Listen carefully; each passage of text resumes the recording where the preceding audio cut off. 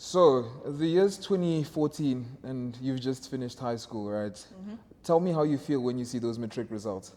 That's such a good question. First of all, I was very disappointed with my business studies marks. I feel like I could have done better because I was always the hard hitter when it came to business studies. Yeah, I But can overall, imagine. I was satisfied. I mean, I was ready. I was just like, great, I'm done. More than anything. But I had my specific topics that I liked. Yeah. Like economics, business studies, English. So those are the ones I sort of looked at first. I mean, yes, the maths and everything else does matter. But for me, where I was going career-wise, there were certain, subjects that meant a lot more than others. So, yeah, my business studies, it still hurts, bruh. How much did you get, if you remember? Dude, 70, bruh. That's a good mark, though. That's a good mark. Yeah. Anyway, So I wanted a distinction. yeah, I completely get that. I Yeah, completely get that. yeah. So how do you have the conversation with your parents that, you know what, I'm not going to go to a traditional university. I want to go to Boston and do Yeah. marketing. Yeah. How do you sit them down and have that conversation? Oh, so funny enough, the conversation was like this, ne? My mom kept telling me, you need to apply on time. You're not taking this thing seriously. And I didn't, eh? Yeah. I genuinely did not take it seriously, guys. Yeah. And I think that's my advice to people. Please take it seriously, guys, when you are applying. So I took my sweet time applying, and I applied at the very last minute, to be very, very honest. And I got accepted, of course, at UJ, but for my third option. Oh, okay. Because you pick yeah, three, you have right? 3 options. Yeah. So of course, at the top was marketing, and then there was communications, and then there was, funny enough, the third option, so funny, is what actually brought me to what I'm doing now. Oh, okay. God, it's so funny. The third option was small business management. Oh, okay. I see. So I was like, see. okay, let me just, it was that thing for me, let me just pick what I should pick so that I can just apply. When it came back, I didn't get accepted for marketing and comms, and I understood it was, every second person is doing marketing. Exactly. And I applied late, so I knew, but I was hoping, that maybe I will. But then I ended up being accepted for my third one, and the campus was in Soweto. I was like, Mom, no, it's not happening.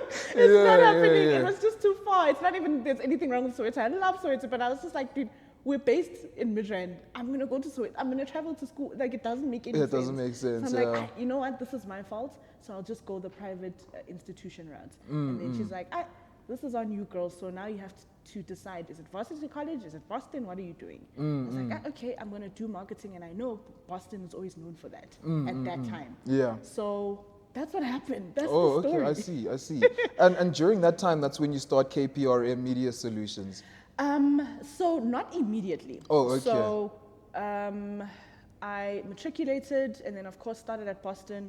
Fast forward to my second year, going into my last year. I then get an internship, a 2-year internship. Oh, I was, okay. lucky enough to score that, and I was a marketing analyst at that time. And while I was there, we weren't doing much, to be quite honest. We weren't doing much with our time, and that's when I thought to myself, what else could I do with this time, right? I then asked my HR manager then that, listen, man, I need some advice. I'm thinking, of course, I'm almost about to graduate. What advice would you give me to stand out? Because everyone's going to have a BCom. Yeah, What's going to make yeah. the difference, right? And he was like, oh, that's actually such a good question. I'm glad you're even thinking about it. Then he went on to propose that I be proactive and actually research what's happening in the space at the time. Like, what's happening in marketing? What are some of the trends or developments? And then start building something from there, maybe possibly even building a skill that could add on to just having your BCom. So I was like, okay, I'm so glad I took that advice. Yeah. I just took it and I ran with it and I never looked back. And on the quest of researching and being proactive, I then stumbled upon digital marketing. And I'm like, okay, this looks interesting. So yeah, I'm primarily self-taught when it comes to digital marketing. So formally, yes, I have my BCom.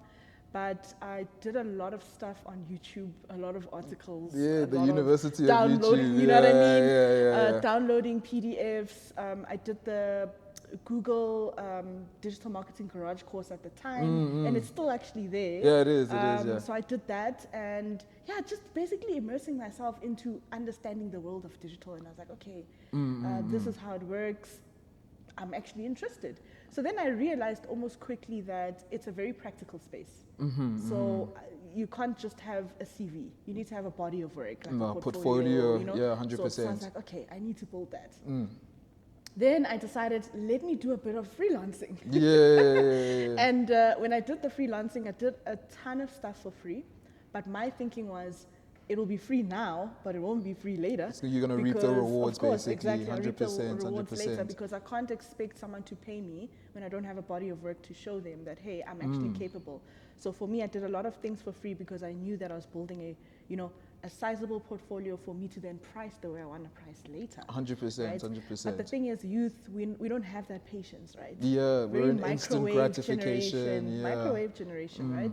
So I then decided, I'm just going to sacrifice the next 10 odd months, just under a year of freelancing. Okay. And through that, I realized I actually enjoyed it. The Oh, autonomy, the creative freedom, dealing with the different, brands and people, and just helping them, bring their stories to life and the vision with whatever that they had in mind.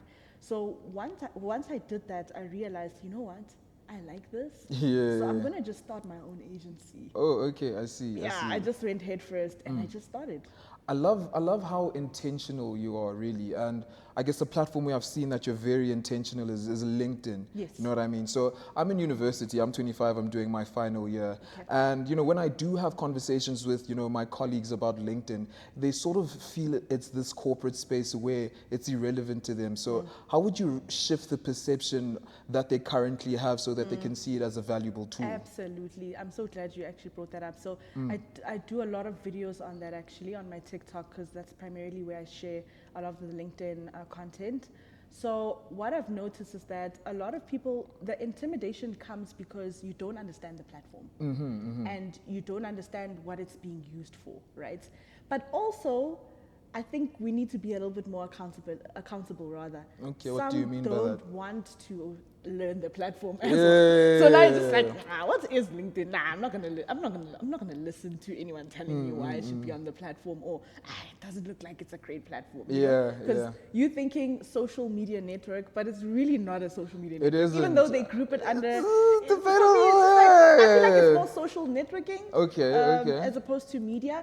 But I think they should, of course, have that element of personality where you can showcase who you are, things like that. But I think, yes, first step, overwhelmed because they don't understand the platform. Definitely. I think first step would be to help them change the perception is being accepting that you don't know the platform. And then saying, okay, now that I don't know it, let me try be open to actually get to know the platform. Be willing to learn, basically. Yes, be willing to learn. Because back in 2016, when I joined LinkedIn, I didn't know what the hell it was. I mean, I knew that you get jobs there, but then I thought to myself, okay, if you can get jobs there, then I'm sure you can get clients there.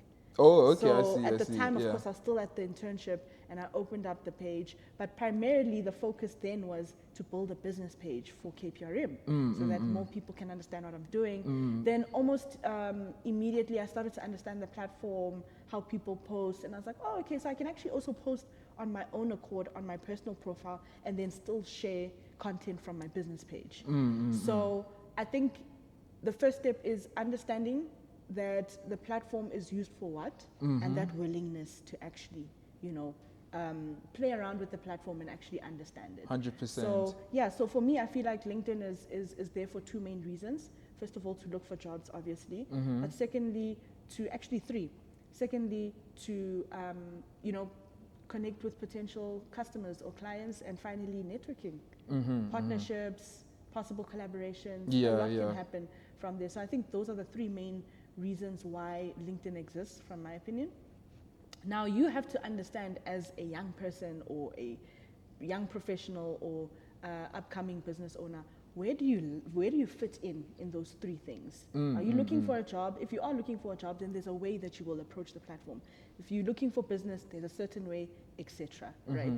So I think that will then slowly get them to shift that perception, because also a lot of them, when they see the LinkedIn content, it's always, I'm so excited. It's so amazing that right now I have been accepted to this program. So it's a lot of like serious stuff. So I know a lot of people that I've spoken to always say, hey, dude, I just feel like I don't know what I'm going to say when I get there. Like, okay, I don't have anything to exciting to share. And it's just like, no, but it doesn't always have to be exciting. It could just be educational. 100%. You know, like, hey, I know this and I'm going to teach you about it. Or, hey, did you know something about this industry? Or, hey, let me share this article. I thought it was great and I learned XYZ from it. Right? It's I just see. those little, you know, pockets of information that you do consistently that will then build that base that you're looking for. And funny enough, I feel like out of all the social media platforms, if we have to group it in there, I feel like that's where you get the most engagement, like genuine engagement. Oh, okay. In my opinion, right? Other people have different experiences of Yeah, LinkedIn. yeah. I know some say it's a dating site. It's dating weird. site? Yeah, I've had DMs as well. It's weird. I don't know why people are doing that, but I do understand that. But I'm talking about community, that sense of community, exchange of information. It's quite I've had interesting such a you say great that, time. actually, because I guess when you say that, one thing that's at the top of my mind is that, for instance, in my experience, I kind of wanted to get to a point where it's just like I have 500 connections really. Yes. And it was more like of a numbers game as opposed to like an actual genuine connection thing. So what would you say one has to do to establish like genuine connections on LinkedIn as opposed to just like making it a numbers game of like how many people you're connected with? That's spray and pray method, right? So I think first of all, we need to remove that mentality that it's a social media platform, like you're trying to be an influencer. True, you know, because there are LinkedIn influencers, and I mean, I get it, nah? But then you need to understand why you're there on the platform. That's why I'm saying you need to hone into why. Why am I on this platform? Why am I on LinkedIn? If I'm here to get a job, great, I get a job. But then what else can I actually potentially do with my profile that could, you know, give me more opportunities, for instance, right? So I think, first of all, you need to make sure that you are, how do I say this? You are intentional with what industry you're in. Say, for instance, you're looking for a job as a young person and you want to get into the engineering space. Yeah. You don't just now connect with anyone. Yeah. Someone in marketing, in PR, in media. I feel attacked. How are those people going to assist you? So you look for the engineering people, whether it's engineering founders, your dream companies, your Exaros, your EYs or your whatever, right? And sheesh, EY is actually an auditing firm. Apologies. Glencore, you know, those type of people, right? So then you start looking at those type of companies, different roles or titles that could help you actually score a job at those dream, you know, companies or any company at that fact that is within the engineering space. So it needs to be intentional. Don't just invite anyone. Invite 100%. the people within your industry, but outside of just getting the opportunity, but also learning.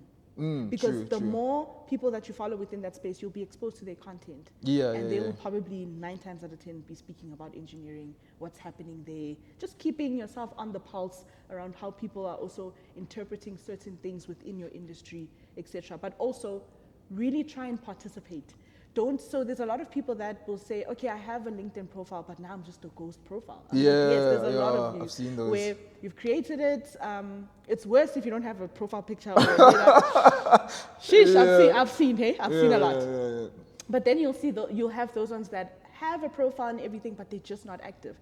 Then it's just like, the next question is, fine, I understand that I have to be on LinkedIn, but then what do I post? Like, true. It's so you don't know what to intimidating. post. Okay, what do I post? So I always say, like, anything, BTS content, showing your journey, go to work with me. You know, you see all these vlogs on TikTok and stuff. That's actually very welcomed on LinkedIn, funny enough. You know, articles maybe you're reading or something you've observed within your industry. A lot of like educational stuff, but also like opinion pieces. You could write articles if you want to. It really just depends on how your personality is, right? But you can explore the different content formats or types to sort of immerse yourself so that once you get into that space, then eventually a lot of things will end up being organic, including people following you. So now you stop looking at that as number opposed to of just like followers reaching and out. saying like, oh, I need to get to 1,000. But those 1,000, are they relevant? Are they going to give you that opportunity? Are they going to actually really engage with you? That's more about quality than quantity. Yes. And with that being said, being more about like quality than quantity,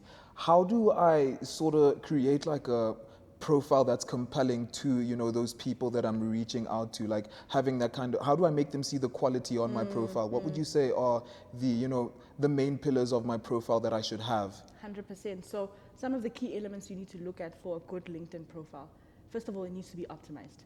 Mm-hmm. When I say optimized, it needs to be filled in. Every section where they're asking you to fill in information, fill it in to the best of your ability and clearly describe what you were doing in those particular roles. Yeah. For instance, in your experience, you had 3-4 jobs before your present one. What were you doing in those other 3-4 jobs that can help you secure another future job? So what was your role there? What was your tasks? What did you achieve as well there?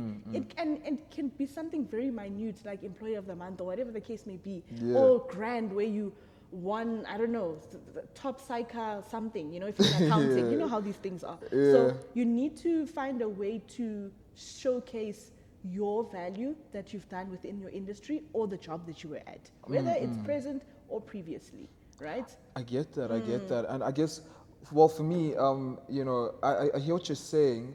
And, well, in my experience, like, I was only able to post about, like, you know, my academic qualifications and maybe my academic, you know, results. Yes. But, you know, from what you're saying, I guess you're saying I need to go beyond that? Yes. So I just want to quickly continue from an employee standpoint. I will start with graduates and youth because I know there's that intimidation, like I've done nothing. So Yeah, basically. right? So we'll get to that. Yeah. So then, of course, making sure that you fill in everything. Yeah, You optimize it. And even your About Me section, a lot of people tend to struggle there, or they tend to sound robotic. I'm sure you've seen a lot of profiles where ChatGPT, they're just written all over it. Even before ChatGPT, so now I'm sure it's even probably worse. But there's always that line, I've been in the business industry, I have a demonstrated experience of 5 years, and I'm just like, everyone demonstrated experience. That How line, would you reword that then? Because it's just like, you're supposed to demonstrate practical experience. True, Yeah. But this is where now your personality comes in. A lot of people tend to think, they overthink it with LinkedIn, like, no, I need to sound robotic, I need to sound professional, I need to sound, you know. But like, no, how can you bring your personality in there?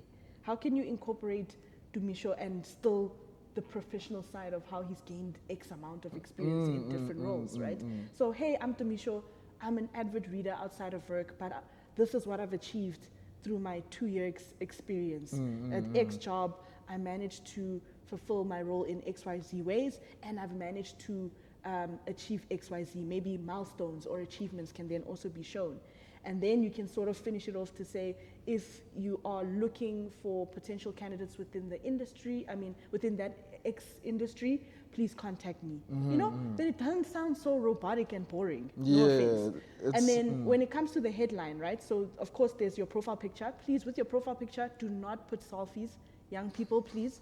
This, now you hear, no duck not faces. Professional. No duck faces. No pouting. Please, no pouting. Try to get a neutral background, like maybe something like this, whether it's black or white. Yeah. Natural lighting, showcasing just your face. Headshot, you know, head and shoulder shot is pretty simple and decent, and it's enough.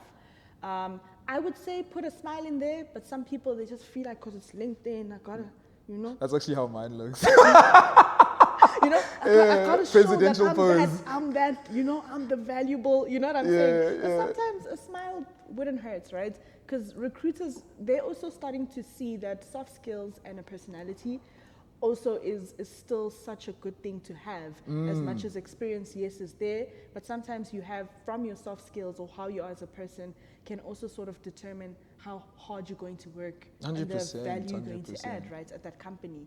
So such things like that, and then of course making sure that your headline clearly stipulates your job roles. So if you are a financial manager, then you write there financial manager.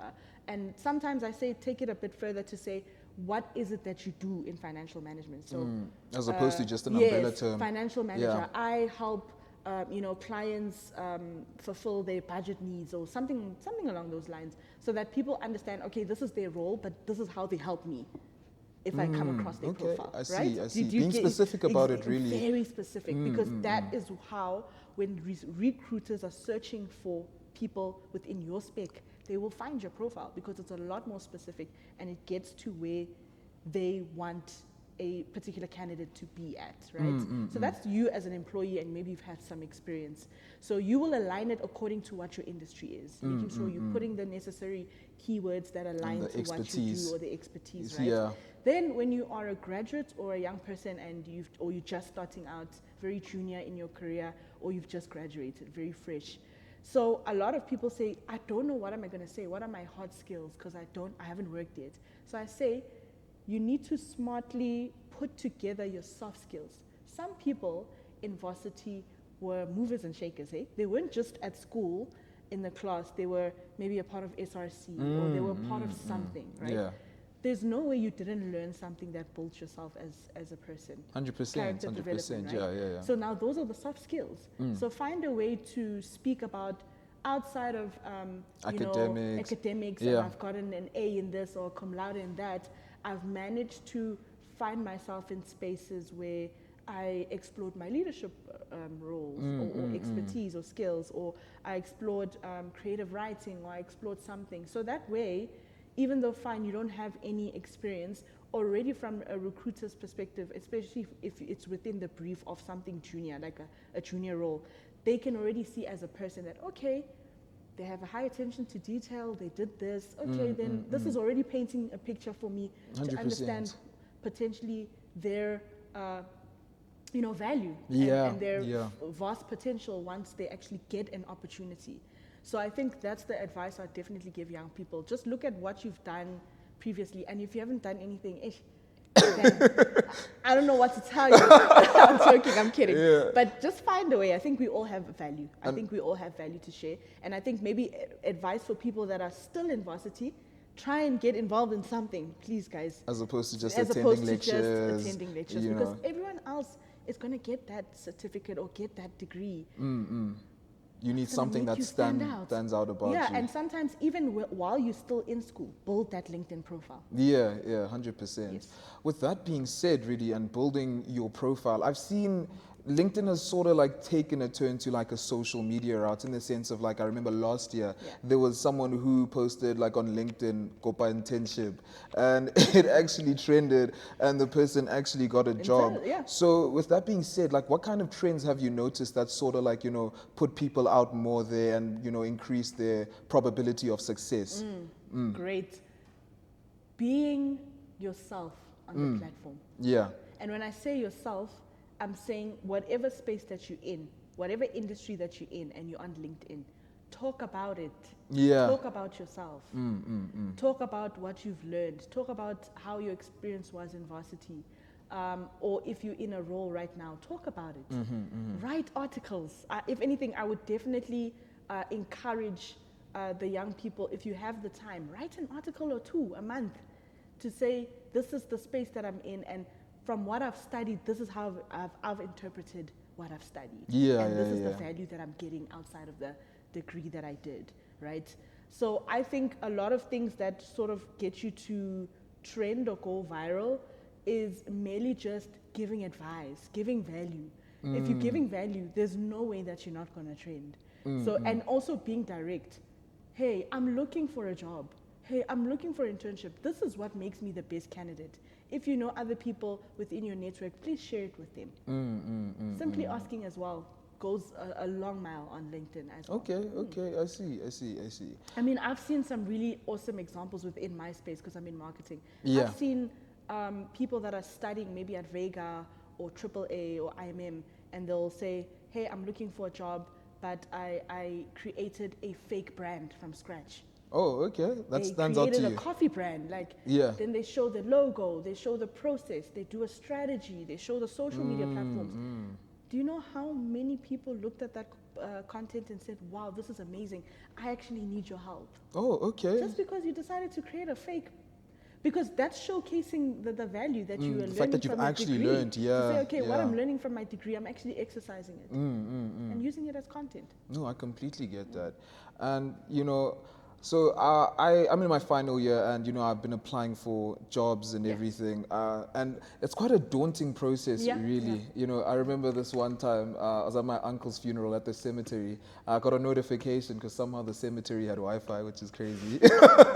But then I open my email and then it's another "we regret to inform you" message. Yeah, And it's just yeah. like, at that point, it feels like your 13th reason as to, like, to stop. And 100%. I know my friends also have like the same experience. 100%. What would you say to someone to keep going, like even after they've gotten like, getting regretted like maybe 23 times? Yeah. What advice would you give to them to keep going?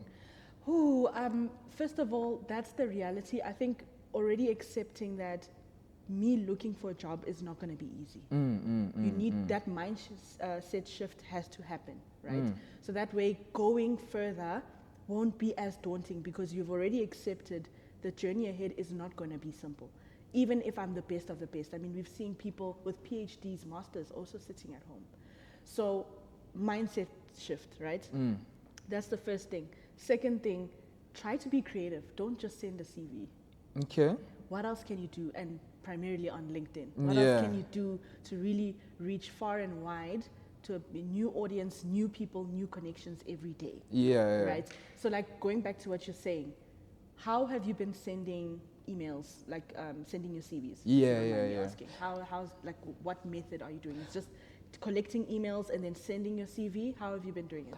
For me, one thing that I learned is that one mistake I was doing rather was like I was sending a general CV, and then I got advice that like, oh no, you don't do that. You have to personalize it. Look at the description. Yes. And then I learned about ATS tracking, and I was like, Yes. oh, Changed and your life. I heard and then I heard the fact that no, don't use Canva because it doesn't fit well with the ATS tracking. So it's just like that's the advice that I got, and that's how I've implemented it. Awesome. And have you used LinkedIn Jobs?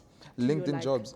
Yeah, highest- definitely, yeah, you have. definitely. There's a thing that I'm doing now outside of THOOTO, Yes. and I got the position from seeing the LinkedIn post, and I guess that's how the advice work really. Yeah, exactly. So Yeah. I think sometimes mindset shift, making sure that you're being creative on LinkedIn constantly, even if it means you create a content plan, guys. Like you're a job seeker, but even outside of that, fine, you're a job seeker. What type of job are you looking for? Is it in marketing? Is it in accounting or finance, or whatever the case may be? Then you create content.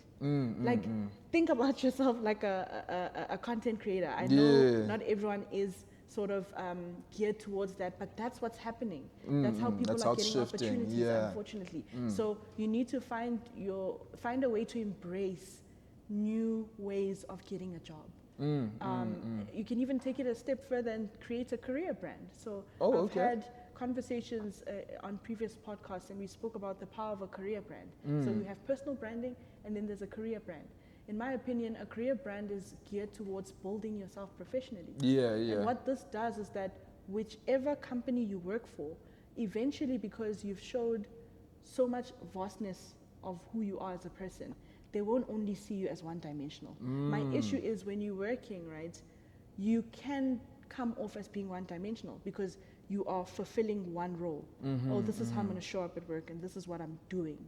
Whereas if you decide to go the career brand route, which is utilizing platforms like LinkedIn to showcase how you are multi-dimensional, multi-talented, like, yes, I can do this, but I can also do that. Did you know that? 100%. Then that also slowly starts to change the perception of higher ups within your company. Okay. They will notice you and be like, oh, wow, okay.